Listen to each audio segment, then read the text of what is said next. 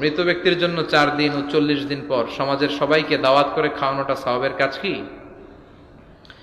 মৃত ব্যক্তির পাশে বসে কোরআন মাজিদ পড়াও খতম দেওয়া কি সওয়াবের কাজ? আমরা যে কবরস্থানের পাশে গিয়ে বলি আসসালামু আলাইকুম হালাল কবর, এটা কি ঠিক কিনা?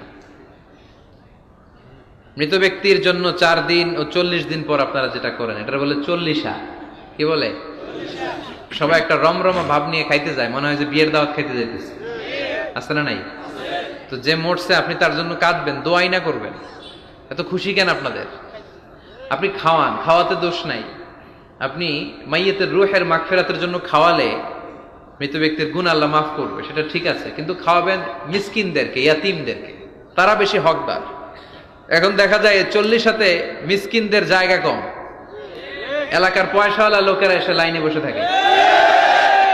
আমি দেখেছি যেটা, কিন্তু দরকার ছিল আমার আব্বা মারা গেছে, এই এতিমখানায় আমি একটা গরু